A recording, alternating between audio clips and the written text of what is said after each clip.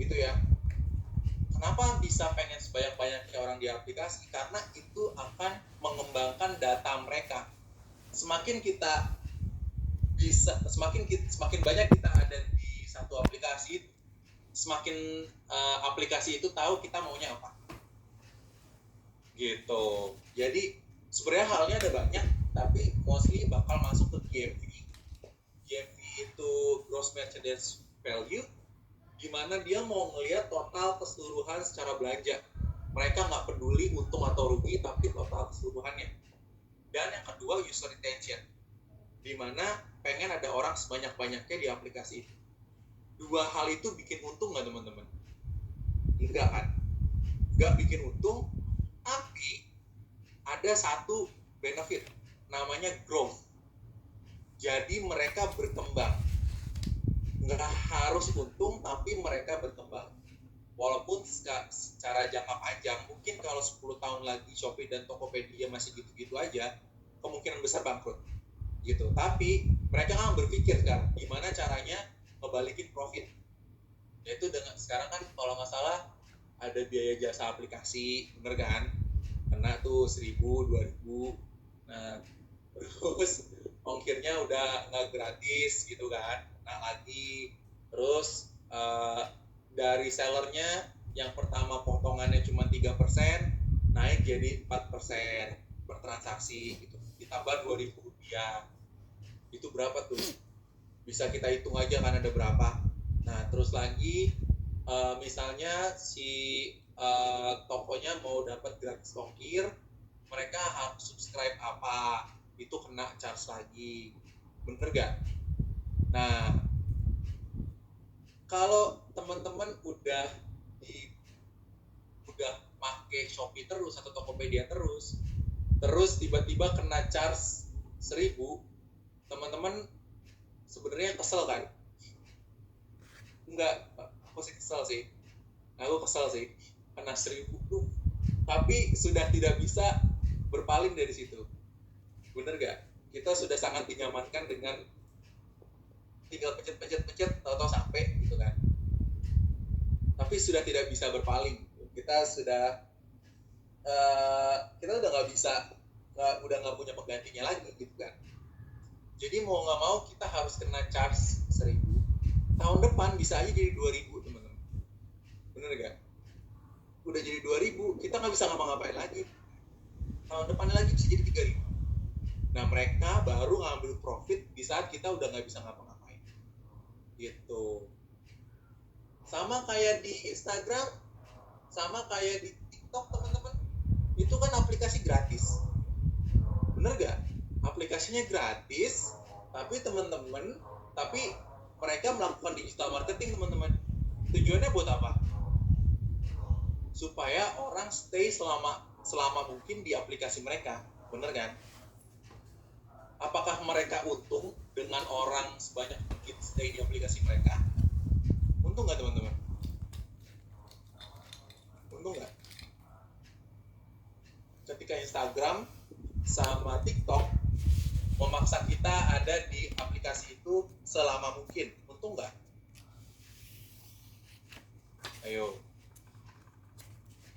Nggak untung ya. Emang nggak untung teman-teman, nggak ada untungnya. Tapi kenapa mereka memaksa seperti itu? Karena ada hal lain yang diambil. Dia akan mengambil behavior kita, tujuannya buat ngambil behavior kita.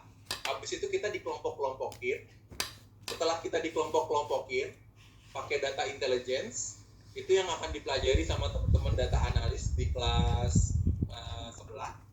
Mereka akan dikelompok-kelompokin. Setelah dikelompok-kelompokin, baru deh misalnya kayak ini nih, Babi kan nih suka nonton apa TikTok yang tentang make up gitu kan. Oh cara make up di kondangan kayak gimana, cara make up di bener kan? Pasti kalau cewek pasti nontonnya kalau nggak make up, terus review makanan, bener gak? Terus ada review baju. Nah udah nggak jauh-jauh dari situ. Emang behaviornya seperti itu. Nanti tiba-tiba Babi kan bakal dimunculin satu iklan skincare satu. Nah mereka kan ngambil profit dari situ dengan orang-orang yang punya ketertarikan sukanya itu nonton apa ya, nonton lebih ke arah kartun, terus juga diarahin suka nonton highlight bola karena aku jarang gadang ya, aku jarang begadang. Uh, jadi nonton highlightnya aja. Itu sering banget dikasih iklan itu lebih ke arah makanan. Kenapa? Karena ya sambil nonton bola makan dong, gitu kan. Sambil, bener gak? Paling enggak makan cemilan. Terus sambil nonton apa misalnya nonton anime, paling enggak harus makan, gitu. Paling enggak ngemil lah, gitu. Ngemil apa ciki gitu kan. Makanya ditampilin iklannya tuh iklan-iklan Facebook, gitu. Nah, teman-teman berarti ngelihat ya, teman-teman bisa memperluas pikiran teman-teman kalau di digital marketing is not about selling, it's about growth. Kita harus rubah mindset itu about customer, about growth. It's not about selling the products. Nah, ini yang sering jadi masalah di UMKM. Aku belum share screen ya, aku masih cerita dulu nih ke teman-teman. Tapi di sini aku harap teman-teman udah dapat idenya ya, bahwa kalau teman-teman mau masuk ke digital marketing itu bakal ada effort, nggak cuma jualan. Jadi harus dari start gimana kita cara mikirin bisnis kita berkembang, terus juga gimana caranya bisnis kita bisnis kita bisa bisnis kita berkembang, terus juga gimana bisnis kita bisa memperhatikan customer dengan baik. Gitu. Aku mau ambil contoh.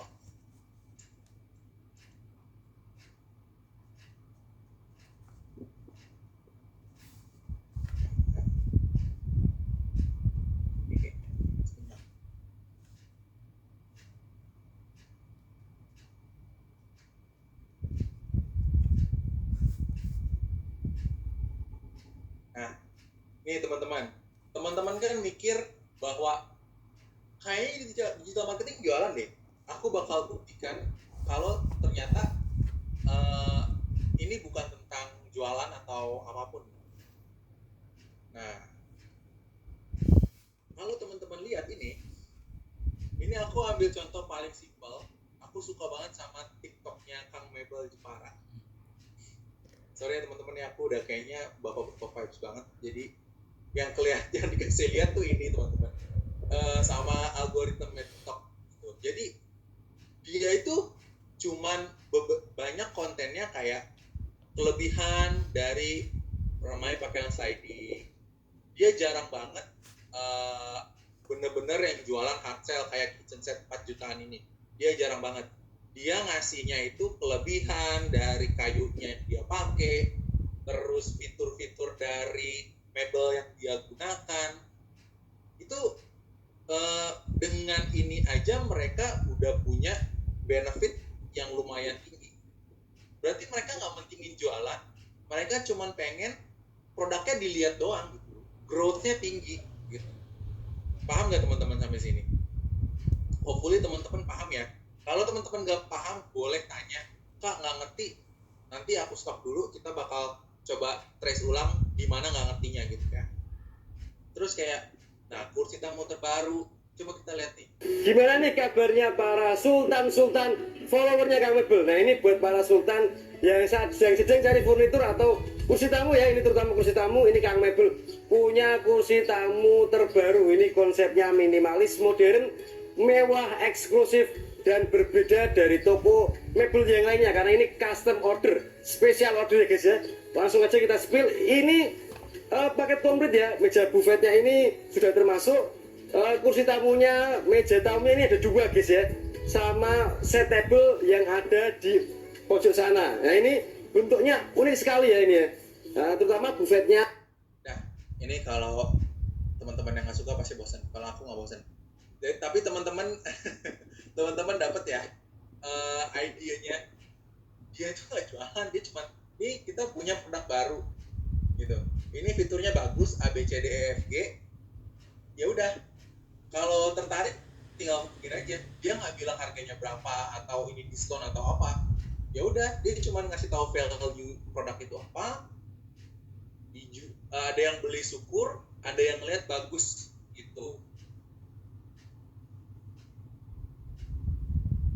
Gitu dengan meningkat ya kak ya, dengan cara si Mebel Jepara tersebut memarketkan produknya di new marketing. Yes, benar banget.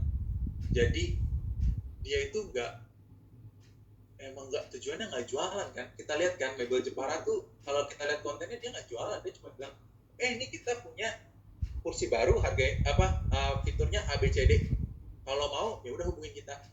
Terus yang nonton banyak. Nah bener, jadi ideal value-nya itu yang kita petikkan di digital marketing.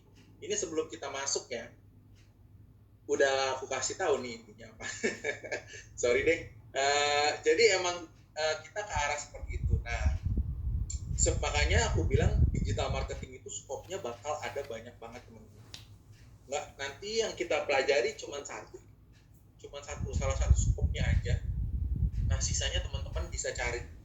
Sebenarnya kalau teman-teman punya niat dan usaha untuk mencari kayak digital marketing itu seperti apa, teman-teman bakal mengetahui lebih gampang lagi, lebih luas lagi.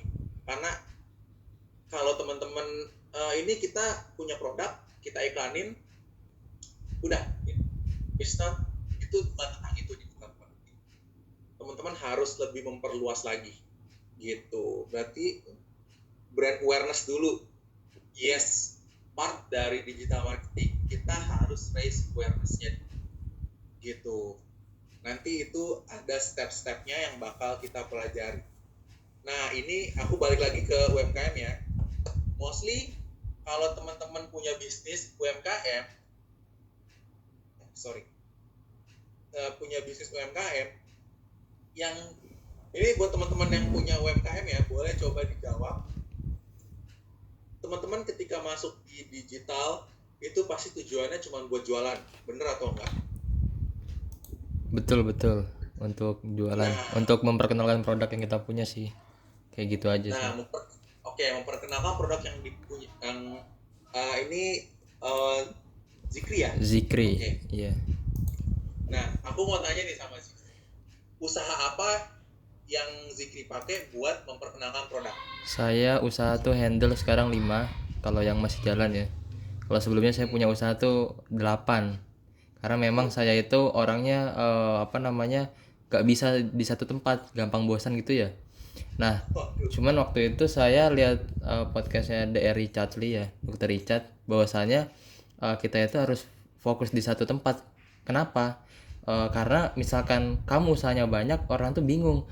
Kamu tuh cuman reseller atau owner atau si usaha itu gitu kan. Makanya saya berpikir karena saya memang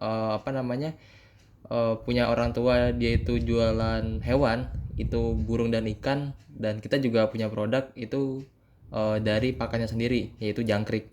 Nah biasanya kalau saya itu masarinya cuma di Facebook doang, jadi saya bikin grup Facebook, nanti di situ kita adain sharing, ada juga yang grup khusus untuk jualan. Jadi sejauh ini selama 8 tahun jualan saya masih di situ-situ aja, sekedar Facebook, Instagram, dan tujuan saya pun nggak lebih, cuman sekedar sharing ilmu dan yang kedua yaitu closing penjualan tadi. Jadi untuk yang lain-lain baru nggak tahu juga. Seperti itu ya. Makasih. Nah berarti Mas Zikri itu kan udah 8 tahun nih, mungkin punya beberapa usaha. Tadi cara pengenalannya dengan bikin grup community ya, community di Facebook, terus pokoknya end resultnya gimana caranya supaya pilih. Oke. Nah pakai iklan pernah? Belum pernah. Iya. Wah berarti pas nih kita bakal belajarnya di iklan soalnya. Tapi gini intinya, sebenarnya step Mas Zikri itu udah bener, bikin salah satu community. Tapi aku boleh tebak kan, community-nya itu kecil ya? Ada berapa ribu orang? atau puluh ribu orang? Kalau saya biasanya itu bikin komunitasnya saya khususkan. Jadi pecinta burung murai, peleci-peleci. Biasanya itu terbanyak dalam 1 tahun itu yang masuk 8.000 orang. Karena saya memang 8.000. iya, karena memang saya nggak fokus di situ aja kan ya. Karena tadi saya bilang usaha banyak, ada minuman, makanan, terus dari fashion juga main. Jadi dari motor juga main. Jadi macam-macam saya mainin supaya saya lebih banyak berkembang gitu, lebih cepat berkembang daripada yang lain-lain kayak gitu sih. Yang paling profit yang mana? Yang paling profit setahu ini usaha jangkrik. Jadi di jangkrik itu 40 hari sekali tuh dia panen. Jadi sistemnya tuh kalau kita ternak jangkrik itu kayak investasi. Kenapa saya bilang investasi? Karena investasi kan sesuatu yang udah kita tanam dan nanti akan berjalan gitu. Dalam arti kalau saya panen jangkrik eh, di hari ini, ntar ketika saya mau panen lagi itu kan udah jelas 40 hari sekali. Yang kedua, misalkan kita ngasih makan jangkrik itu pagi, nanti sampai sore bisa kita tinggal, sorenya baru kita kasih makan lagi. Jadi kita bisa tuh kita selingin, entah pakai kita ngajar atau usaha yang lain. Jadi itu tadi makannya bisa ditinggal kalau si jangkrik ini usahanya. Dan untuk profitnya sendiri tergantung musim sih ya, tapi sejauh ini belum pernah rugi sih.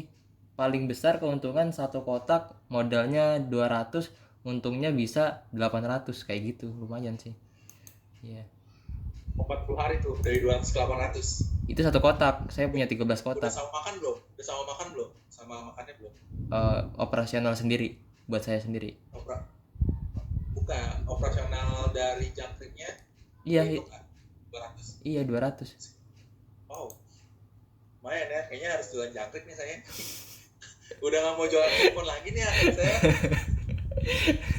Nggak bisa. Tapi yang Mas Zikri, aku boleh kasih saran aja ya. Siap. Sebenarnya kan ujung-ujungnya aku juga jualan, cuman aku jualannya kan di bawah korporasi, kan. Nggak pernah jualan sendiri, gitu kan. Yang dituntut tuh sama atasan, jualannya berapa gitu kan. Tetap walaupun aku digital marketing, tetap yang ditanya sama atas tuh pasti jualannya berapa gitu kan. Tapi kan sebenarnya kalau aku sebagai orang teknis nggak bisa jawab berapanya gitu. Tapi ada beberapa aspek yang mempengaruhi. Nah, sebenarnya udah cukup bagus dari bisnis itu ya. Nah, nanti mungkin aku bakal suggest gimana Mas Zikri bisa bikin akun TikTok tentang perburuan atau perjangkrikan, di mana di situ bisa nge-reach lebih banyak orang lagi gitu. Bener gak? Daripada dia masuk scope di grup doang. Iya. Mulai perbesar gitu. Nah, gimana caranya? Nah, nanti kita bisa dari konten yang kita buat nanti kita coba iklankan supaya menarik perhatian orang aja dulu biar banyak. Bener gak? Ketika udah banyak kayak mebel Jepara tadi, baru ada yang beli nih 40 juta. Wih, siapa yang gak tertarik tuh orang? Jadi emang ada prosesnya ya Mas Zikri ya. Jadi kalau dari community sebenarnya itu udah startnya udah, aku bakal bilang itu very good start gitu. Kita udah mulai dari skop kecil community, gimana kita mulai kembangin ke community yang lebih makro gitu. Yaitu biasanya akun TikTok, kayak misalnya apa ya? Kalau teman-teman kalau nggak salah ada yang suka sama kucing tuh, ngelihat kucing yang dari Bandung itu, siapa yang sempat hilang 3 hari itu lupa lagi namanya. Siapa ya namanya ya? Dia tuh jualan baju kucing gitu. Siapa ya? Aku lupa lagi. Jualannya baju kucing gitu. Pororo, yes, benar. Dia bahkan Pororo itu pertamanya nggak jualan baju. Karena banyak yang suka, dia mulai bikin, karena si siapanya tuh, dia itu tinggalnya deket garment gitu kan, pabrik garment di mana dia bisa pesen baju custom gitu. Dia tinggal bikin baju custom, dijual deh, karena komunitinya udah gede gitu. Jadi emang kita tuh nggak perlu fokus jualan dulu, it's fine, tapi teman-teman harus predik kira-kira bakal growth-nya seperti apa, akan mengeluarkan uang seberapa banyak. Itu yang dinamakan marketing budget.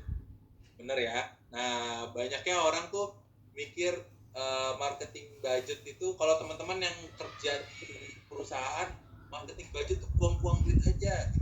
Sebenarnya kita punya target yang harus kita capai, gitu. Jadi nanti kita bakal belajar teknisnya dari advertising di sini. Karena kita cuma punya waktu 2 bulan, teman-teman. Kalau mungkin waktu kita itu 6 bulan atau 7 bulan, itu kita bisa belajar banyak. Karena aku juga kebetulan bisa nge-handle sosial media gitu. Bisa nge-handle, aku tahu teknisnya sosial media gimana, terus cara bikin konten gimana, cara bikin konten yang cukup bisa menarik perhatian gimana. Karena aku udah coba-coba nih teman-teman di TikTok. Aku pernah coba-coba di TikTok. Teman-teman di sini ada yang punya TikTok nggak? Kalau ngepost itu view-nya maksimal berapa? Ada yang pernah cobain nggak? Nggak ada ya. Kalau nggak salah aku pernah 146. Tuh udah bagus banget tuh. 146.000. Oke, itu udah lumayan tuh. Berarti udah tahu ini elemennya. 86k. Oke. Aku pernah bikin iseng-iseng yes record 210. Nah, berarti itu udah punya value dalam kontennya tuh, teman-teman. Aku pernah nyobain iseng sekali, aku posting postingan kucing aku itu lumayan dapat 15.000 view gitu, kayak wow. Ini cuman iseng posting sekali doang gitu. 15.000 karena pas banget. Terus nggak aktif lagi karena kucingku udah meninggal, ya udahlah. Jadi males bikinnya. Sedih kan? Tadinya pengen bikin, udah semangat tuh tadi. Ini harus terus nih organik, tapi ternyata ya kucingku lah tiada gitu kan. Kalau TikTok itu ada 3 indikatornya. 1 hashtag, 2 itu sound, nah 3 itu edit location, apa lagi ya? Yang keempat itu 3 second catch up-nya. Jadi teman-teman kalau di TikTok, kalau 3 detik pertama teman-teman itu nggak menarik, pasti di skip gitu. Nah, itu bagian dari organik yang sayangnya kita tidak pelajari. Sedih ya, karena kita nggak punya waktu banyak gitu. Sama tergantung jam FYP. Kalau aku bilang jam FYP itu bisa iya, bisa enggak. Karena yang aku analisa dari konten kucing aku, yang aku iseng bikin pakai hashtag, pakai sound, terus aku posting sama location, itu sebenarnya tergantung dari yang like itu siapa. Aku pernah ngeliat ada yang like aku itu juga akun kucing, itu followersnya 146.000 dan itu kena ke beberapa followersnya, makanya viewsku jadi 15 ribuan gitu. Jadi emang tergantung dari beberapa hal. Tapi kalau jam FYP itu bisa jadi dimana kita pas posting pas lagi banyak yang aktif, tapi tergantung juga dia nge-like apa enggak gitu.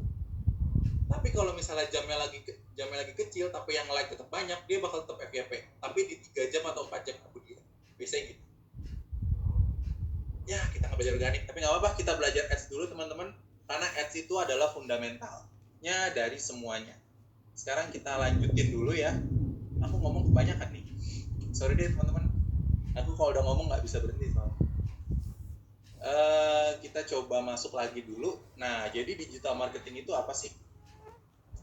Nah, digital marketing itu ya emang online marketing, yaitu sama kayak new marketing. Kita dari planning sampai loyalty, cuman adanya di ranah digital gitu. Nah, kan kalau misalnya kita lihat gimana sih cara bikin loyalty di offline, misalnya teman-teman udah ada yang beli misalnya teman-teman beli mobil gitu ya, beli mobil yang paling baru gitu, apa sih yang baru? Ioniq ya, mobil yang modern banget gitu kan. Teman-teman baru beli, terus gimana sih cara bikin loyalty-nya? Gratis service 5 tahun gitu kan. Ternyata dapat voucher dapat voucher 2 juta, terus lagi dapat pelayanan cuci gratis setahun, yang kayak gitu-gitu teman-teman. Itu adalah part dari loyalty di offline. Nah kalau di online gimana teman-teman? Sebenarnya simple ya. Kalau teman-teman kan udah sering pakai Shopee sama Tokped ya berarti gratis ongkir, itu salah satunya. Cuman kita bakal belajar nggak cuma kita kasih promosi, tapi gimana supaya orang itu balik lagi dan dia harus berpikir bahwa ketika kita mau beli sesuatu, produk kita dulu yang dipikirin. Itu digital marketing secara luas.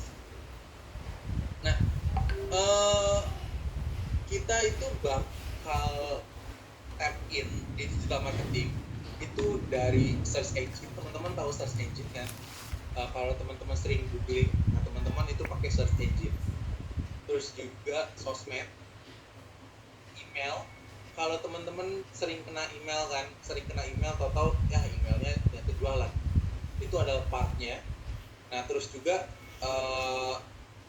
kita juga harus punya website dan macam-macamnya. Itu bakal sangat banyak. Oke. Nah, kenapa kita butuh digital marketing? Gitu. Jadi gunanya itu sebenarnya ada dua teman-teman. Untuk mendapatkan, untuk nge-retain juga, untuk mempertahankan. Jadi acquisition, kita mendapatkan user baru atau mendapatkan target orang baru. Nah terus juga kita tungguin sampai mereka beli. Setelah beli kita pertahankan. Gitu ya teman-teman ya, paham ya? Itu kenapa kita butuh digital marketing. Nah gimana cara dapetinnya? Nah ada dua cara teman-teman. Untuk cara dapetin dan mempertahankan itu ada dua, by organic atau by advertising. Gitu. Dari organik kita bisa lihat si Mebel Jepara tadi, gitu ya. Terus juga tadi kita dengar Mas Rizky ya, masalah tadi ya, Pak. Itu siapa namanya? Aku lupa tadi. Mas Zikri. Dari Mas Zikri, dia bikin community, itu adalah part dari yang namanya organik. Gitu ya. Nah, terus kalau yang advertising gimana gitu? Kalau teman-teman lagi nge-scroll Instagram, tahu ada iklan, teman-teman lagi scroll bawah TikTok, tahu ada iklan, itu adalah by advertising. Iya, gitu. Nah, paham ya? Jadi perbedaan kedua ini ya. Terus juga kenapa digital marketing? Karena ada dua teman-teman, dari scalability sama target. Scalability itu apa sih? Yaitu bisa diukur dengan angka. Ini yang membedakan digital marketing tradisional sama digital gitu. Ini bedanya teman-teman ya. Kalau teman-teman mau ngukur offline marketing, kita ngadain event, itu ngukurnya gimana? Misalnya teman-teman punya usaha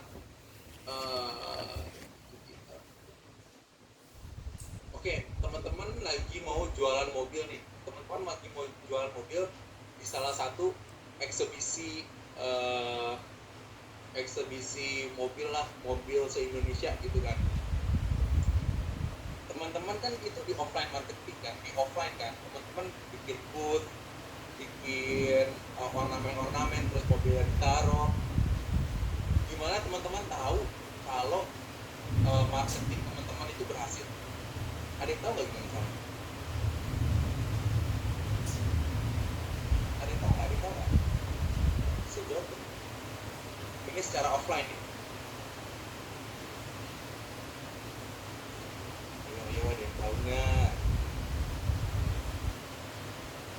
Teman-teman lagi jualan mobil di exhibition offline. Teman-teman udah sedia boothnya dan macam-macamnya. Nah itu gimana cara mengukurnya? Beli makan juga enggak ya? Saya juga udah makan. berapa banyak yang test drive salah satunya. Berarti dia harus ngisi apa dulu? Biasanya kalau Asli, aplikasi kaget. itu Nih, harus ngisi tetesin apa? nih, tetesin tuh. Pakai tisu yang Bukan tetes. ngisi administrasi sih, Enggak. tapi lebih ngisi ke guestbook, bener gak?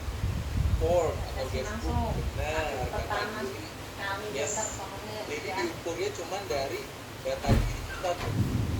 Sedangkan kalau teman-teman lihat di exhibition itu, teman-teman bisa Celana bayangin udah kan jenuh kayak mau ning kontak di cicit ah. pameran-pameran itu Dirapin, pasti kamar yang dewe datang ngono kok. bisa lebih dari 10.000 sekali, bener gak? Nah yang ngelihat mobil kita itu berapa? Itu bisa diukur. Itu yang pertama. Yang bisa diukur berarti cuma orang yang isi guestbook data diri dan dia Oh, test gua drive. nyampe rumah deh.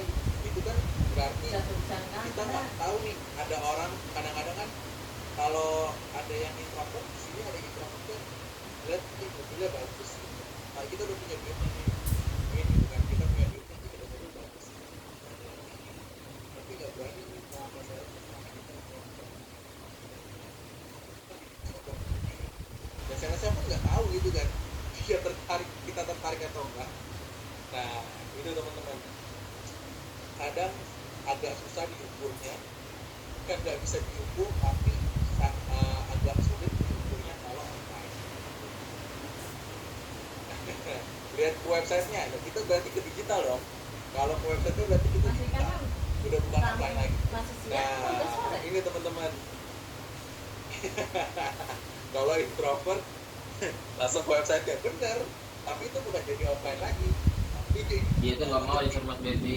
kadang bisa diukur Disuruh berapa pulang, banyak orang yang masuk ke website pun itu diukur. Memang orang itu nggak ada hatinya. Teman-teman Bapaknya nggak melakukan ada. satu klik di website itu bisa diukur. Nggak ada. Jadi Udah suruh bener-bener semua ngatasin itu sekali rakwat. diri. Nah, pakai Ya, gor. Suruh Nah, yang murah. kedua bisa Udah targeting tulis lah. yang Suruh masang tadi juga ya. itu.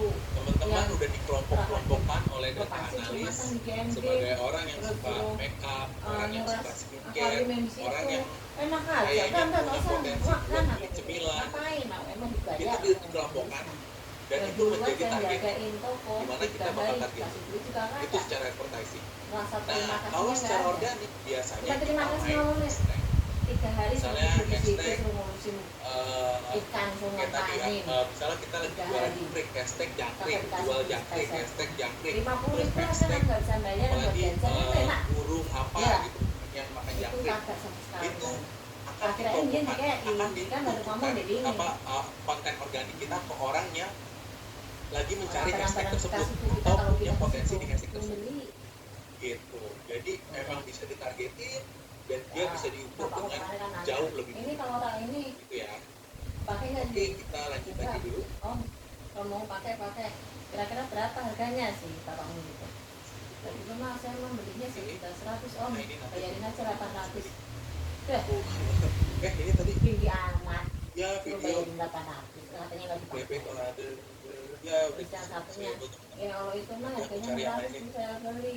Bayarin aja Nah 400. sekarang Tarikan kau usah belum, Lek. kita mau ngomongin Ntar satu ini hal yang beli lapangan aja. namanya Itu mahal. channel Kita aku juga bisa bikin. itu Kalau ada sampai paid ads. masari kan gorengnya Paid komplit ads itu kok. apa? Ono sintane. Teman-teman, paid Iya, ads itu Apa? iklan. Nah ini Wah, dulur yang orang. bakal kita pelajari Sekarang dan bekas ini yang orang paling kayak common gitu. di digital marketing. Itu yang pertama.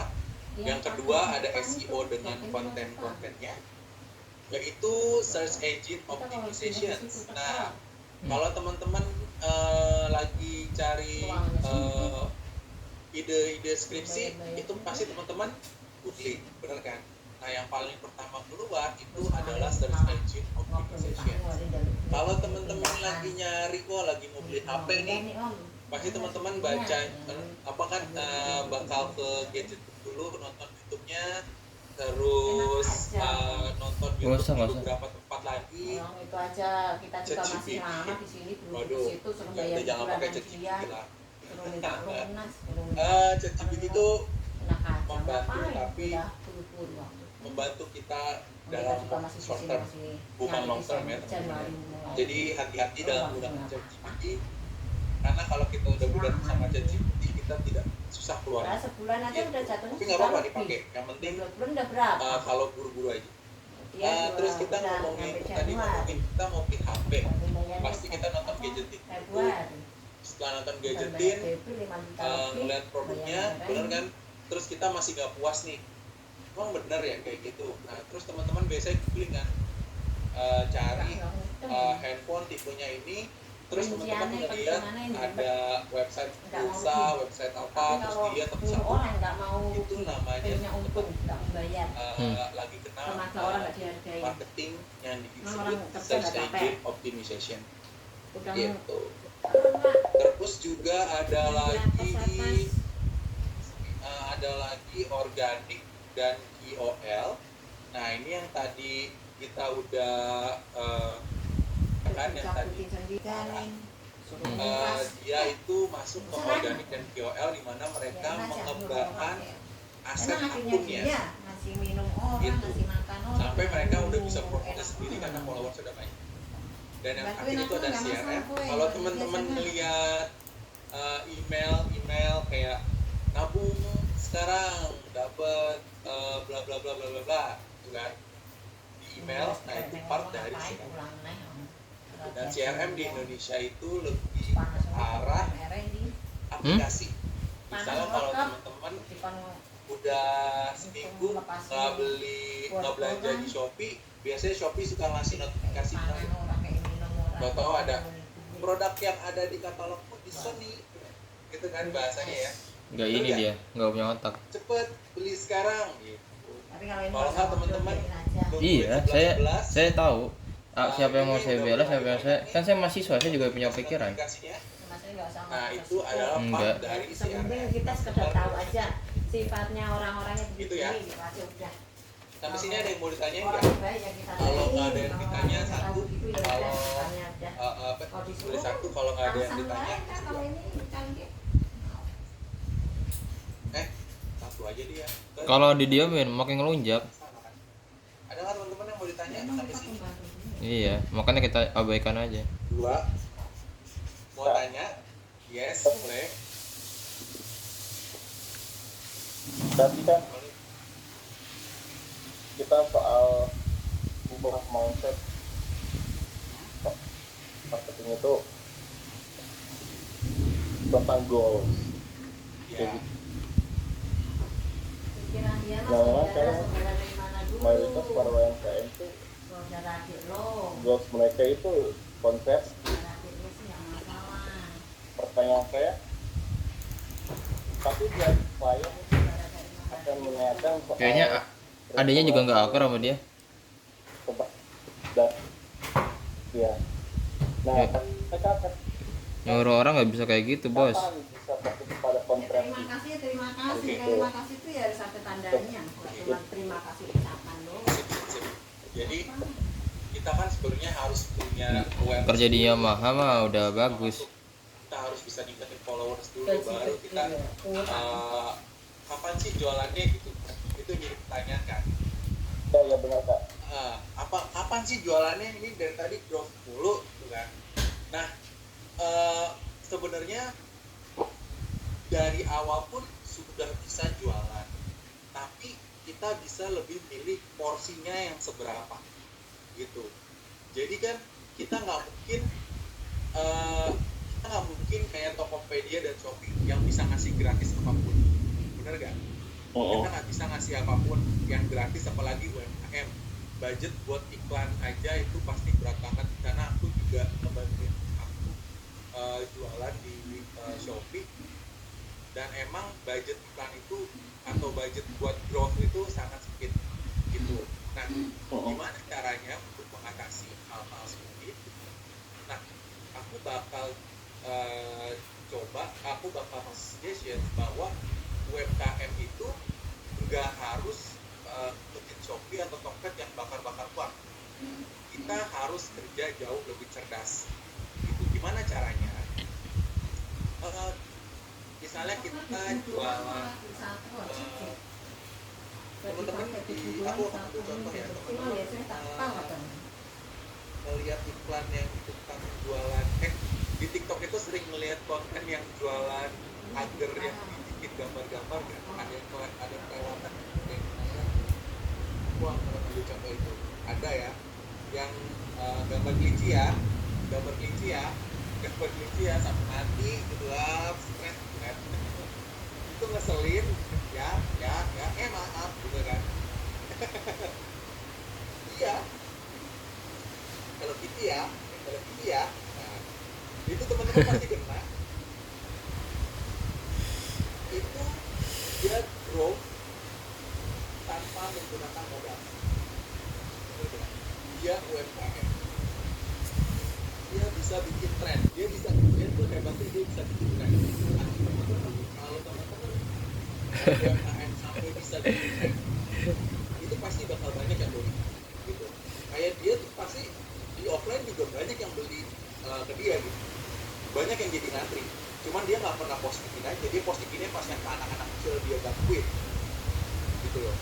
Dan yang kedua, jadi apakah dari terus kapan jualannya, dari awal pun jualan udah bisa, tapi komposisinya yang harus kita atur gitu.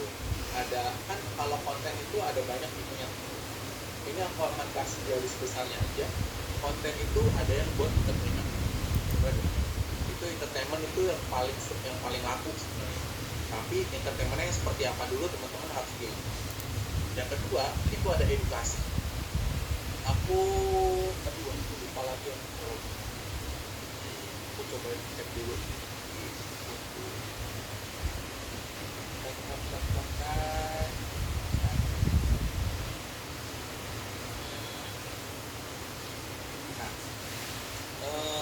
Aku akan ambil contoh satu.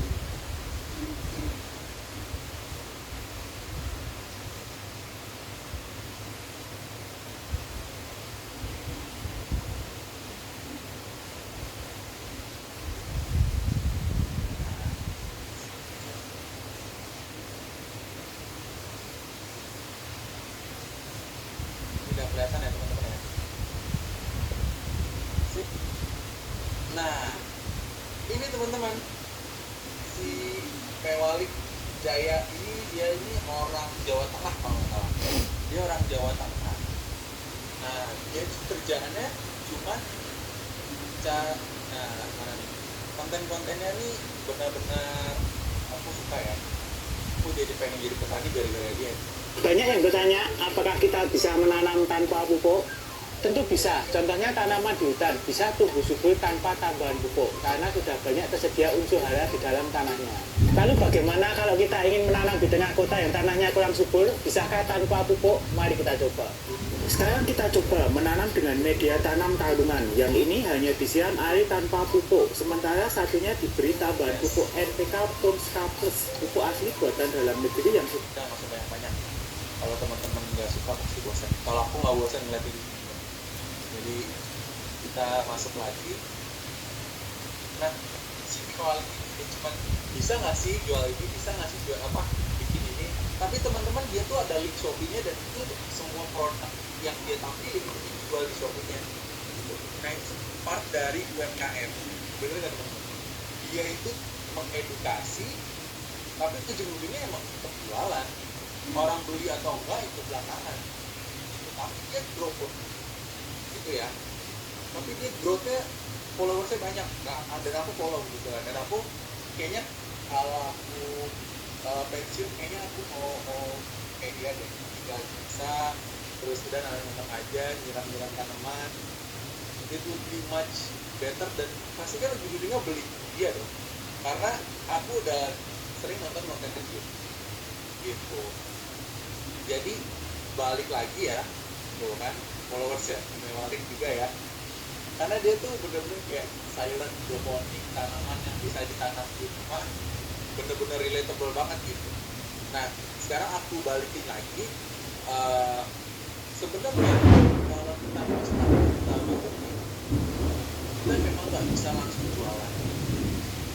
Tapi teman-teman bisa bikin porsinya, yang edukasi berapa persen, yang mau bener-bener jualan berapa persen, yang internet berapa persen, sampai teman-teman nemuin rumus yang tepat.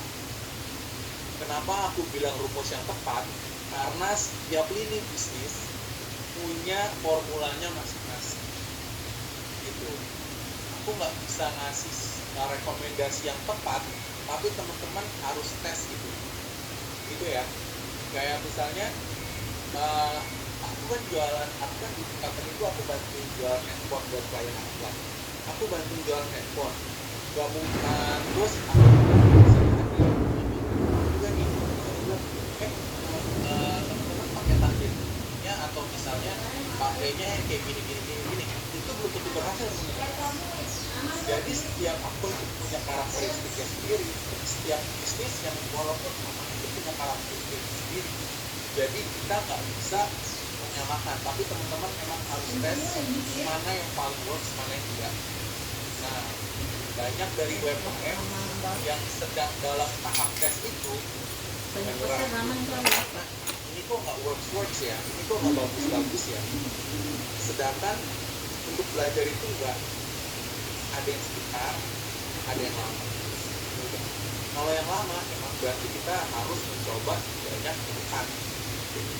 Nah, banyak yang menyerahkan. Dulu pas aku belajar juga aku sempat ada nyerahnya gitu ya. Oh, ini nggak bisa ya, oh ini nggak bagus ya. Memang pasti setiap manusia yang prosesnya lama pasti bakal ke arah situ kan. Gitu. Jadi emang kita harus coba-coba, kita harus ukur porsinya sehingga pada akhirnya kita nemuin ternyata dari pakai konten ini followersnya naik terus nih. Ya udah, berarti fokusinnya jangan jualan dulu. Kita kayaknya gedein followers kita dulu deh. Karena semakin banyak followers, quality tingkat kepercayaan orang buat beli produk kita semakin naik atau enggak? Buat teman-teman. Menurut teman-teman mau beli di toko yang followersnya baru 3 apa mau beli di toko yang followersnya 500.000? Jual produknya sama, harganya lebih murah yang followersnya 3. Teman-teman mau beli yang mana? Gitu kan? Nah, berarti dengan followersnya yang banyak, kita bisa meningkatkan kepercayaan. Gitu, image-nya bagus. Walaupun sebenarnya followersnya 3 jualannya sama, harganya lebih murah. Gitu. Paham ya? Berarti kita kapan jualannya? Dari awal pun aku bakal jual sudah bisa. Tapi kita harus tahu porsinya. Porsinya seperti apa? Nah, itu balik lagi ke teman-teman maunya seperti apa.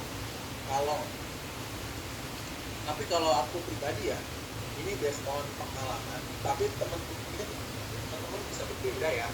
Aku nggak garanti yang akan itu beneran bisa atau enggak. Kalau yang aku fokusin pertama adalah ketika orang yang engage banyak atau orang yang tulis komen, atau like lah, atau dia nge-views sampai habis lah, itu aku pentingin dulu. Berarti ketika 3 ini muncul, berarti aku tahu aku punya formula yang tepat buat konten aku dulu. Setelah punya konten yang bagus, baru secara nggak langsung dia akan meningkat pelan-pelan. Setelah meningkat pelan-pelan, berarti kita sudah bisa masuk ke arah jualan. Kita nggak bisa memaksakan produk kita ke orang. Kita pengen orang dulu yang suka sama kita, gitu ya. Sama produk kita bisa seperti itu. Oke, sampai sini semoga terjawab ya, Pak Muslim ya. Jadi kita bisa langsung jawab. Ini gitu, apa harus kita bisa. Nah, lagi dulu.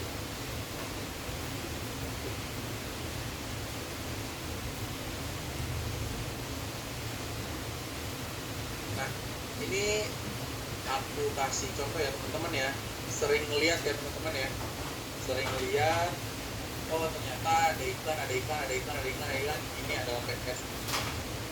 Nah ini dari teman-teman, aku mau tanya secara personal suka atau enggak ngeliat iklan?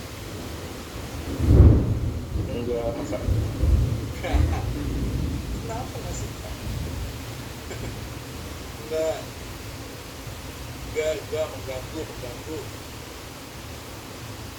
mengganggu ya. Kalau berguna suka. Nah sebenarnya kalau teman-teman nggak suka karena mengganggu ya, jadi mengganggu aja udah salah satu tujuan apa begini. Berarti teman-teman telah terganggu. Karena teman-teman terganggu berarti teman-teman udah ngebaca iklannya. karena itu yang aku pengen, sesimpel itu. Jadi kalau teman-teman bahkan nggak notice gitu kan, berarti teman-teman belum ngacik lampu. Nah, jadi tujuannya iklan itu, tapi teman-teman bingung nggak? Misalnya teman lagi lagi lihat-lihat HP di Tokped, tahu-tahu iklan yang keluar HP, bener nggak?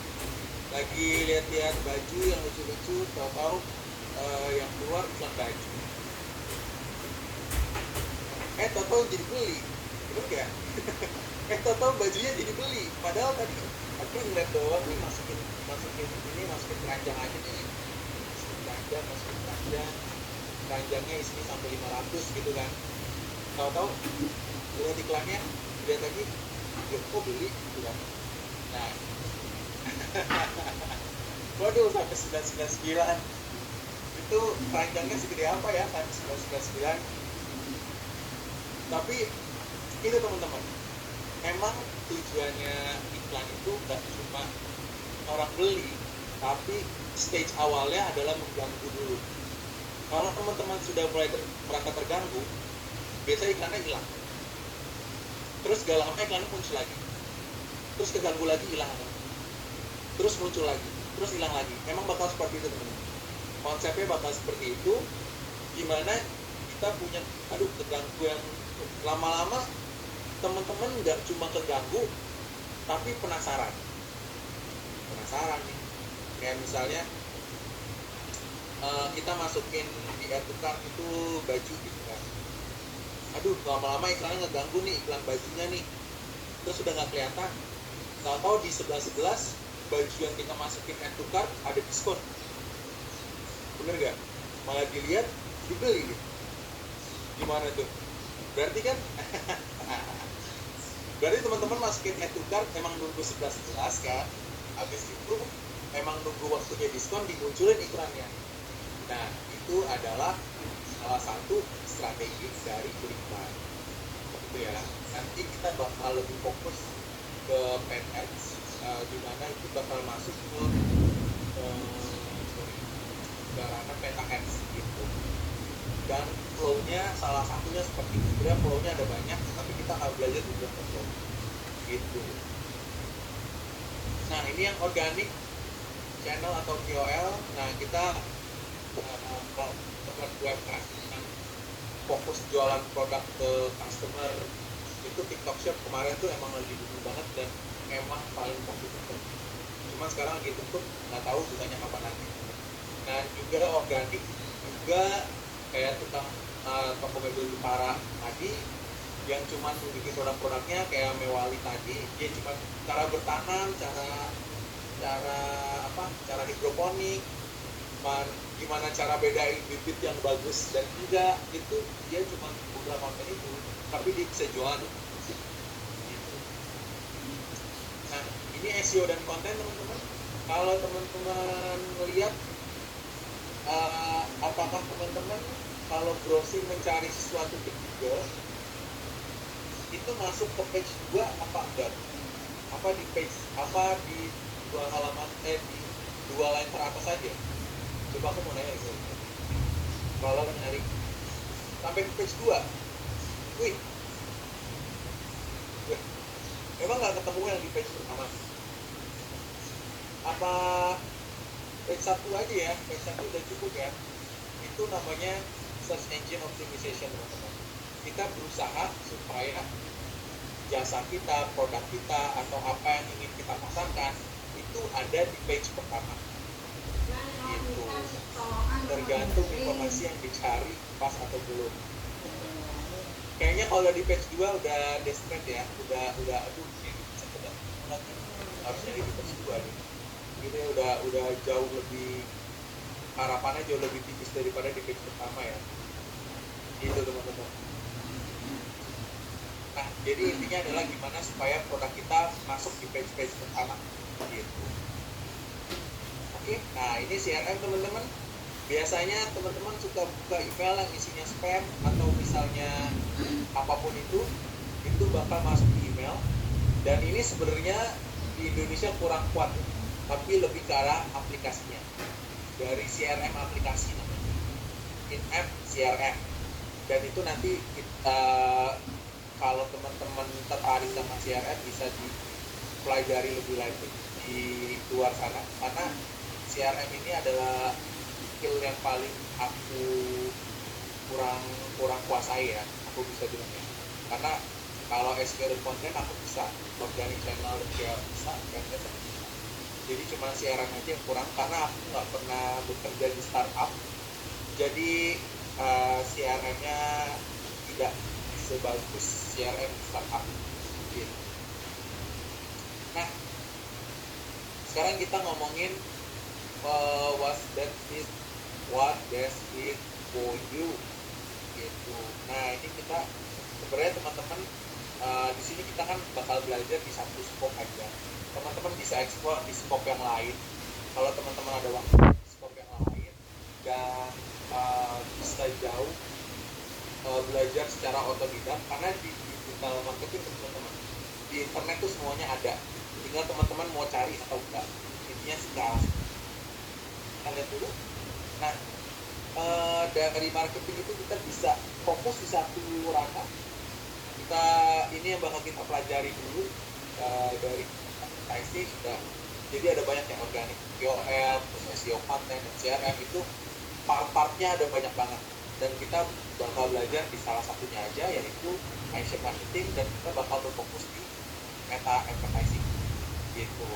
Nah, yang kedua, kalau teman-teman udah bisa nih, advertising udah mulai bisa nih, nah teman-teman bisa belajar basic dari semua yang lain.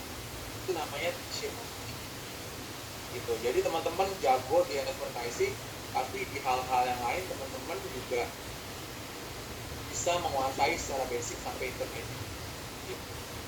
Sampai skill-skill menengah lah. Misalnya di organik teman-teman tahu kayak gimana caranya FYP at least di 20.000 atau 40.000 viewers, terus gimana konten kita banyak yang nge-log dan lain-lain. Oke, sekarang terakhir, nah ini udah masuk ranah staff atau ranah manajerial. Kalau teman-teman bekerja di perusahaan, teman-teman dituntut semuanya gitu. Nah, dia bentuknya seperti huruf ya. Jadi teman-teman udah ahli di beberapa bidang di digital marketing, dan itu yang bakal dipakai teman-teman untuk managerial skill. Karena ketika ada problem di bawah, teman-teman bisa interview, dan ketika teman-teman ketika staff teman-teman itu performanya udah bagus, teman-teman bisa kontrolin lebih jauh gitu. Sampai sini ada yang mau ditanyain teman-teman? Ketik 1 untuk bertanya, ketik 2 untuk bertanya, ketik 3 untuk bertanya. Ayo dong, nanya dong teman-teman. Maksa ya, aku maksa ya. Nggak, kira-kira dari teman-teman ada yang bingung atau enggak? Ayo teman-teman, jadi ngomong. Manajerial, masih bingung. Coach. Manajerial. Siapa tadi yang nanya? Manajerial bingungnya di mana? Dia baru ngejelasin untuk tapi. Oke. Jadi sebenarnya di manajerial digital marketing itu satu hal, teman-teman harus menguasai semua skill atau semua teknik dari digital marketing. Itu yang pertama. Karena kalau teman-teman gak nguasain itu, ketika ada, ini secara manajerial lah, ketika ada kesalahan, misalnya teman-teman bekerja di PT ya, di perusahaan yang lumayan lah, yang skala menengah, ketika ada kesalahan dan teman-teman tidak menguasai salah satu bidang aja, atau misalnya teman-teman cuma bisa advertising tapi permasalahannya ada di organik. Nah, teman-teman nggak tahu tuh gimana cara menelusuri permasalahan itu gitu. Jadi kalau teman-teman nggak bisa menelusurinya, malah teman-teman yang bingung, ini kenapa ya bisa begini, ini kenapa ya bisa begitu, tanpa memberikan solusinya gitu. Kenapa makanya itu jadi penting di skill manajerial? karena otomatis teman-teman bakal membawahi staff gitu kan, bakal membawahi staff yang ahli dalam salah satu bidang aja. Itu bener kan, kalau teman-teman bekerja di PT gitu kan, di PT yang lumayan skalanya menengah, pasti kan human error itu pasti ada. Kadang-kadang staff kita juga pasti bikin kesalahan. Ketika ada staff kita bikin kesalahan dan kita tidak menguasai banyak bidang di digital marketing, kita nggak tahu cara nge-trace-nya. Itu yang pertama. Kalau kita udah nggak tahu cara nge-trace-nya, kita nggak tahu cara solving-nya. Ketika kita nggak tahu cara solving-nya, kita tidak tahu cara mempertanggungjawabkannya. Ketika kita tidak tahu cara mempertanggungjawabkannya, otomatis yang kena adalah kita sebagai manajer. Gitu. Yang kena duluan tuh kita manajer kan. Gitu. Jadi makanya kita harus menguasai semuanya. Gitu. Waktu belajar advertising ads, banyak di teknis gak? Of course bakal banyak di teknis. Gitu. Jadi teman-teman bakal coba mengeksplor lebih lanjut apakah nanti secara short term atau long term advertising itu works atau enggak gitu. Jadi teman-teman mau bakar duit buat iklan, teman-teman harus konsiderasi juga ini cocok nggak ya buat long term apa short term aja ya. Kalau long term itu bakal keluar biaya berapa, kalau short term bakal keluar biaya berapa. Nanti itu yang aku bakal bantu teman-teman untuk mengkonsiderasi itu selama teknis berjalannya, selama kita teknis berjalannya course ini ya gitu. Jadi ketika teman-teman mau desain sesuatu, aku bisa bantu suggest, walaupun suggestion aku bisa jadi salah gitu kan, tapi at least aku punya pengalaman yang bisa nge-backup bahwa suggestion aku itu bisa jauh bisa juga menunjang keputusan teman-teman nanti gitu. Oke, sampai sini ada yang mau bertanya lagi? Tadi itu sebenarnya adalah salah satu jenjang karir ya yang aku bilang tadi, dari I-shape marketing, T-shape marketing, sama M-shape marketing. Itu adalah jenjang karir yang bisa teman-teman eksplor lebih lanjut lagi gitu. Mau fokusnya di mana, apakah aku udah belajar ads nih, ternyata ads masih kurang menarik deh, kayaknya aku harus belajar SEO deh. Nah, teman-teman bisa eksplor SEO lebih lanjut lagi. SEO itu banyak banget tutorial gratisnya tuh banyak banget gitu, karena semua toolsnya pun yang dipakai mostly hampir gratis ya. Ada yang berbayar, ada yang gratis, dari teman-teman tinggal pilih aja. Terus juga kayaknya tarikan konten deh, bikin sosial media aja deh. Itu nanti teman-teman bisa ekspor lebih banyak lagi itu cara dan ilmunya. Nah, sampai sini ada yang mau ditanyain? Kalau enggak, kita coba lanjut lagi. Aku tunggu. Ketik 1 untuk paham, ketik 2 untuk lanjut. Gimana teman-teman? Lanjut ya, kita lanjut dulu ya. Oke, sip. So far aman kan ya, tapi teman-teman ya, paham ya secara garis besarnya. Walaupun aku ngomong kadang-kadang suka muter-muter, tapi I hope dengan muter-muter itu karena aku ulang supaya teman-teman jauh lebih paham ke depan.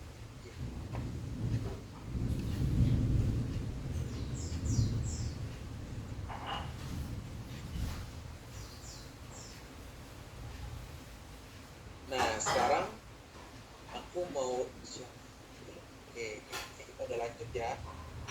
Sip. Nah, ini kita udah masuk skill apa sih yang dibutuhkan teman-teman buat jadi digital marketer. Ini sebenarnya soft skill aja. Kayaknya di hampir setiap pekerjaan dibutuhkan ini ya. Pokoknya yang pertama itu analytical abilities, di mana teman-teman bisa berpikir dan bisa decide apakah marketing yang akan teman-teman jalankan secara digital itu benar atau tidak, worth it atau tidak, dia bisa punya impact atau enggak. Itu adalah part dari analytical abilities. Aku akan kasih contoh. Misalnya aku mau jualan jualan mobil. Ini aku mau jual mobil kan, kayaknya jualan mobil secara online itu bagus. Terus aku bikin terus target aku adalah aku jualan mobil-mobil mewah deh, mobil mewah yang harganya 1 miliar ke atas sebenarnya. Aku jadi ini dong, jadi bisnis sukses nih ceritanya ya. Nah, apakah aku bakal sebar iklan digitalku ke semua orang, atau aku cuma sebar itu ke orang-orang yang punya gaya hidup mewah? Kira-kira aku bakal pilih yang mana, teman-teman? Coba dijawab di chat. Ini buat mempengaruhi analytical ability. Aku mau jualan mobil mewah yang harganya 1 miliar ke atas. Kira-kira aku bakal sebarin ke semua orang sampai ke anak kecil, atau aku nyebarin ke orang-orang yang kayaknya punya gaya hidup mewah aja? Ya, gaya hidup yang mewah ya, of course. Nah, terus kira-kira aku bakal bikin kontennya tentang aku bakal jualan ini harganya 1 miliar, atau aku bakal lebih ke arah memamerkan fitur-fitur dari mobil yang aku jual. Kira-kira yang mana, teman-teman? Betul. Yes. Kenapa fitur dan value? Kenapa fitur dan value? Ada yang bisa jawab gak? Kenapa pakai fitur? Kalau saya sih lebih gampang ke seperti yang kata saya karena Yes. karena hedonnya pengen banget bahwa dia punya mobil yang sangat bahkan dia tuh nggak peduli dan fiturnya kayak gimana. Ya, yes. Karena orang-orang yang kita targetkan punya gaya hidup mewah, otomatis kan dia yang kaya, itu betul banget. Orang kaya itu nggak peduli sama uang. Mereka ada, kalau nggak salah kita pernah lihat ada konten Raffi Ahmad beli mobil tua harga berapa miliar gitu ya. Kayak uangnya gitu aja gitu, lewat aja. Padahal itu mobil tua. Kalau aku yang punya uang sebanyak itu, aku bakal pikir kayak main gitu kan, buat apa? Tapi in the end of the day, ya dia nggak peduli, dia cuma pengen fitur dan gengsi yang dia dapatkan gitu. Fitur karena budaya hedon. Budaya hedon bisa jadi, tapi itu benar, tapi itu nggak salah, karena ketika kita punya mobil mewah, pasti kita akan memamerkan sisi hedonisme yang secara nggak langsung bakal kita tampilkan. Makanya kita harus bikin konten yang memamerkan fitur, dan kita juga harus menargetkan ke orang-orang yang punya gaya hidup mewah, atau dia emang kaya dan macam-macamnya. Nah, yang kedua, multitasker, teman-teman. Kenapa multitasker? Nah, sekarang aku bakal balikin lagi ke UMKM. Kita tetap harus jualan offline, benar kan? Dan kita juga harus memikirkan kita mau bikin konten apa ya buat besok, buat di-upload. Kita mau bikin, setelah bikin konten kita harus ngedit, ya ternyata ada pesanan juga nih. Nah, itu teman-teman harus bisa multitasker ke arah yang seperti itu. Gitu ya, emang berat. Kalau dibilang berat itu buat UMKM sangat berat, tapi itu yang kita punya, dan kita harus gimana? Kita harus harus keras gitu. Dan itu adalah part di ranah multitaskernya. Willingness to experiment, dan yang bilang tadi, teman-teman harus punya formulanya sendiri. Karena misalnya kita sama-sama jualan handphone, aku bilang tadi, aku kasih formulanya ke teman-teman, di teman-teman gak works, jangan salahin saya gitu. Karena emang tiap akun di lini bisnis yang sama, tiap akun itu punya result yang pasti berbeda, gitu ya. Karena juga ada beberapa faktor yang lain. Beberapa faktor lainnya apa? Nanti kita pelajari pas di ranah teknikal, gitu. Teknologi convert, nah teman-teman harus bisa ya, harus nyaman dengan perubahan teknologi yang cepat. Karena kalau kita nggak bisa beradaptasi sama itu, ya kita jangan jadi digital marketer. Bukan jangan jadi digital marketer, tapi malah kita ketinggalan zaman. Lifelong learner. Nah, kita harus terus belajar. Karena bulan ini dan bulan depan perilaku user itu pasti berbeda. Aku bakal kasih contoh hal yang simpel. Kalau teman-teman sempat nonton di TikTok atau di Instagram, itu ketika Netflix mengeluarkan satu series yang namanya Kopi Jessica Mirna itu semua orang ngomongin kopi kan, bener nggak? Semua orang ngomongin kopi, dia itu FYP, tapi sekarang yang ngomongin udah jarang. Nah, teman-teman harus bisa belajar, kira-kira teman-teman harus mempelajari hal-hal seperti itu dari tren, dari perubahan sosial medianya dan lain-lain, supaya teman-teman tahu kapan menggunakan konten yang tepat, kapan bisa mengembangkan konten, kapan teman-teman harus mengikuti tren, kapan teman-teman harus bikin tren. Itu membutuhkan belajar ya, butuh analytical abilities dan belajar terus-menerus gitu. Jadi kalau teman-teman ini udah kayaknya dengan konten ini, ya konten diupload dapat followers 200, bulan depan belum tentu deh. Jadi teman-teman harus belajar lagi konten apa kira-kira yang bulan depan bakal gitu. Nah, itu berpengaruh ke kreativiti teman-teman. Teman-teman gak bisa fokus dengan satu konten yang itu aja. Nanti dia lama-lama bakal turun gitu. Jadi teman-teman harus berpikir kreatif, punya analytical thinking, dan teman-teman harus belajar terus-terus gitu. Nah, social skills sama self skills itu 11-12 teman-teman, dimana teman-teman punya social skills untuk ngobrol, memberikan informasi, dan self skills untuk teman-teman bisa persuade. Persuade itu seperti apa? Persuade itu apa ya? Bisa membujuk rayu, secara kasar membujuk rayu. Apakah dia itu dengan cara bikin konten yang edukatif, yang informatif, itu tergantung teman-teman gitu. Quick learner, nah selain lifelong learner juga teman-teman harus bisa jadi quick learner, karena di quick learner itu teman-teman harus belajar dengan cepat. Perubahan digital itu 1 detik bisa berubah. Dan yang terakhir, communication skills. Teman-teman harus bisa nge-deliver apa yang teman-teman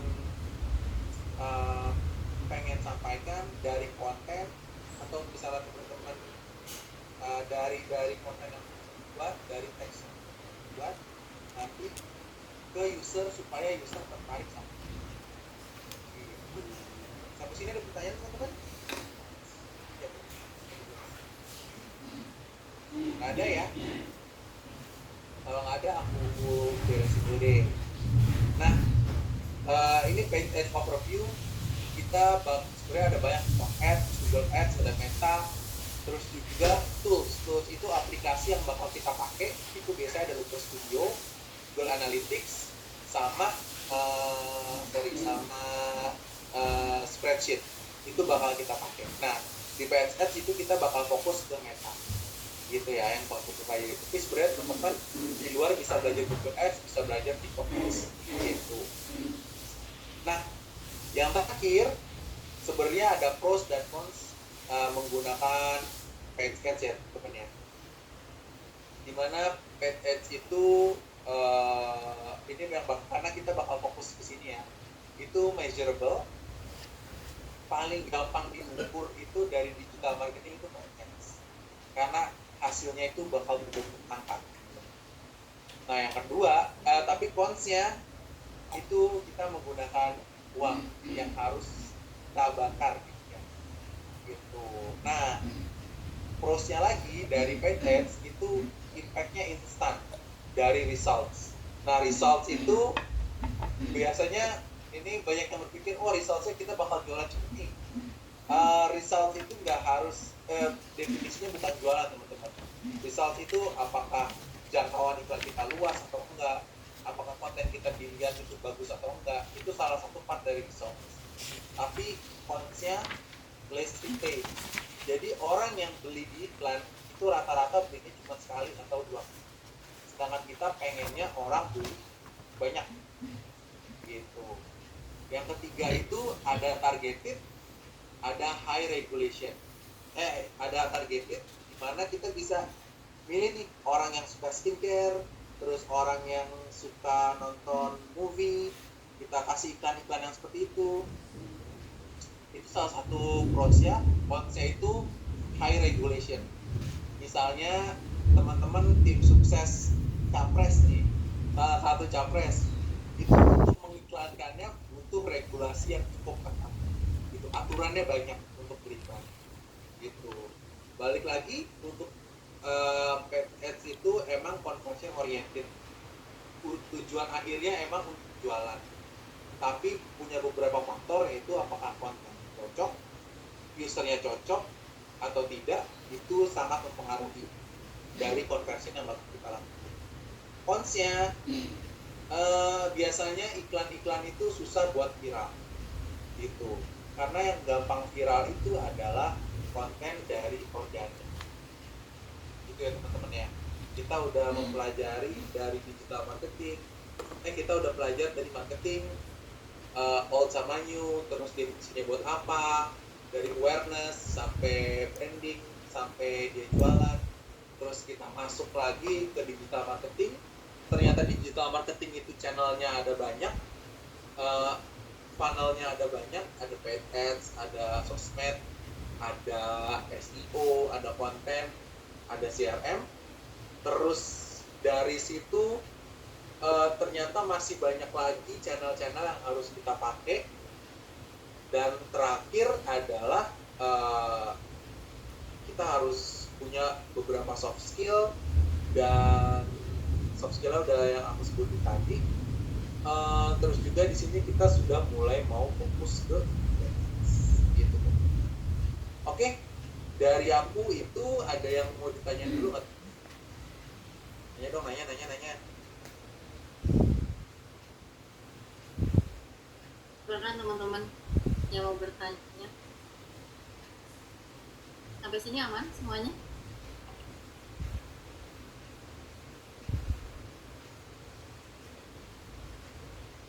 Mau nanya? Nanya dong. Ini teman-teman ngerti apa bingung? Apa sedang mencerna nih sepertinya?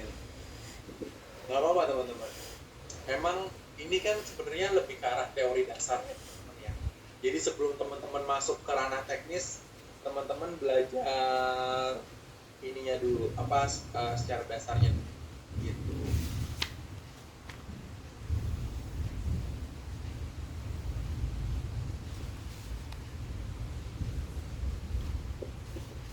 Nggak ada yang mau ditanya kan? Hanya masih mencerna. Masih mencerna. Kalau dari aku, karena besok kita bakal belajar hitung-hitungan dulu. Nah, aku kasih hitung-hitungan. Oh, sampai skill doang ya. Untuk modulnya ada, kalau nggak salah modulnya udah aku share ya. Tapi nanti aku coba tanya lagi. Sebelum beriklan harus kerjasama sama data analis. Jawabannya 2, bisa iya bisa enggak. Iyanya itu kenapa? Biasanya result dari data analis itu lebih akurat gitu. Itu yang pertama. Yang kedua, misalnya kalau kita fokus, kita nggak pakai, itu sebenarnya kita bisa menganalisis teman-teman. Karena dari nanti tools dari iklan yang bakal kita buat, itu mereka udah bisa memprediksi beberapa hal, walaupun nggak seakurat data analis gitu ya. Jadi tanpa data analis pun bisa atau enggak, itu tetap bisa. Tapi kalau data analis would be much better.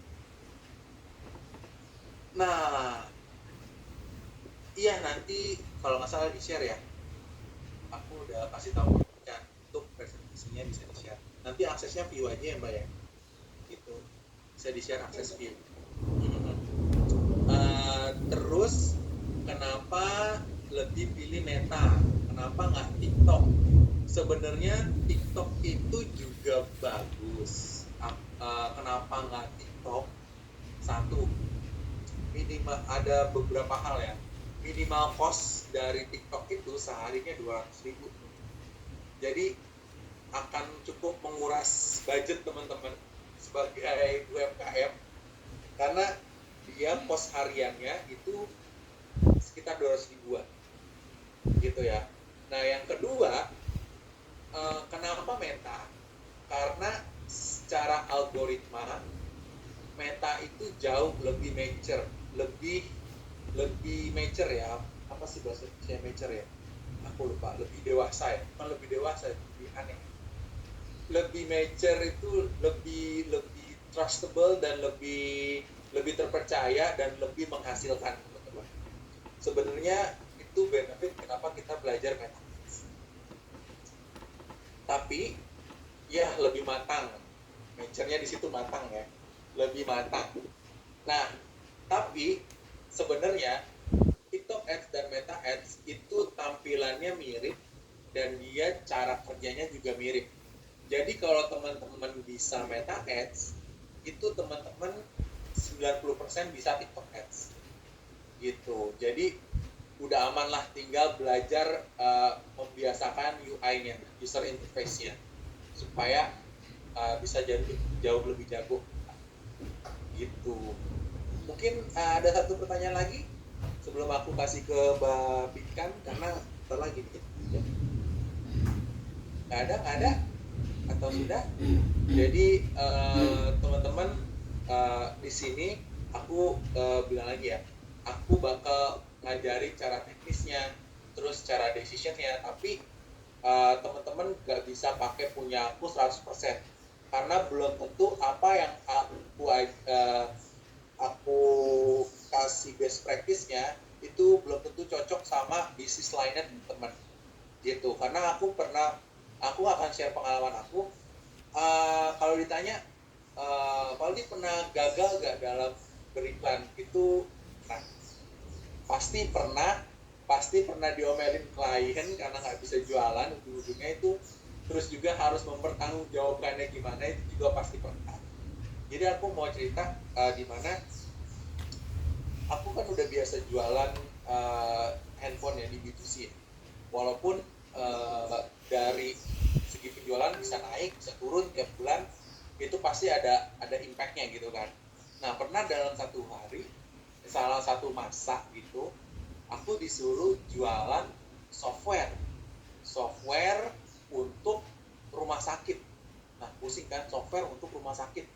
Udah softwarenya susah, ternyata buat rumah sakit jauh lebih susah.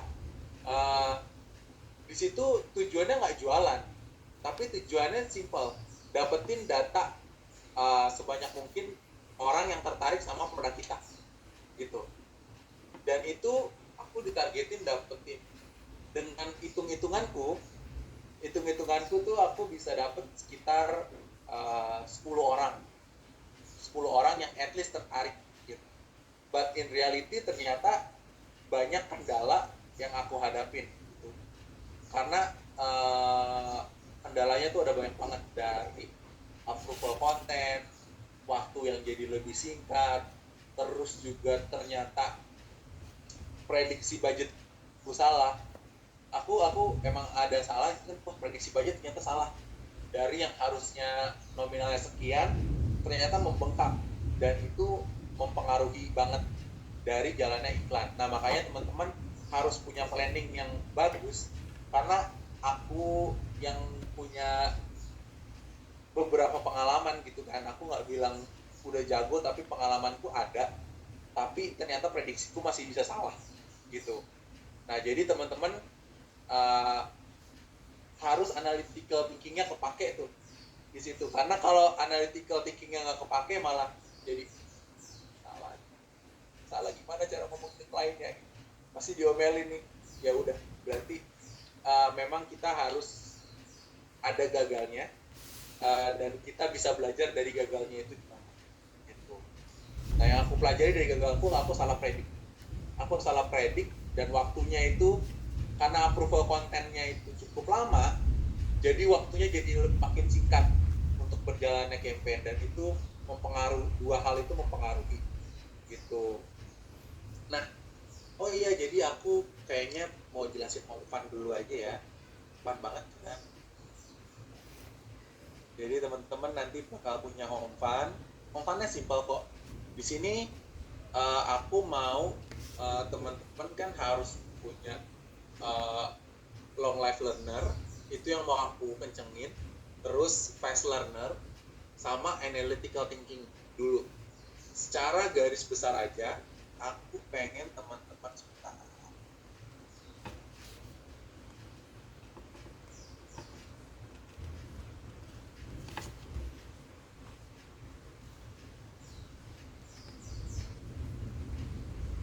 Nah, nanti bakal di-share di grup sama Mbak Pinkan ya.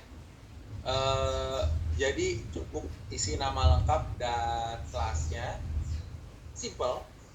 Cukup bikin 1000 esai pakai bahasa Inggris. Teman-teman bisa pakai Google Translate, boleh.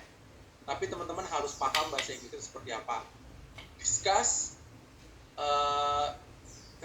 tentang kenapa digital marketing itu sebagai pilihan karir teman-teman.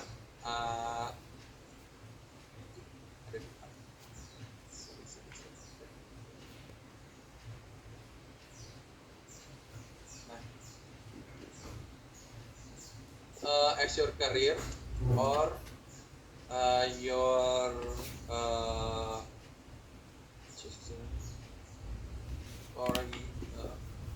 why do you choose digital marketing as your career or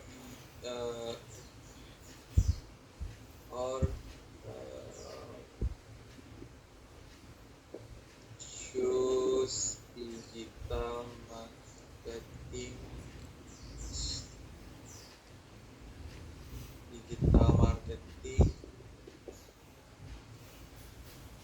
to help your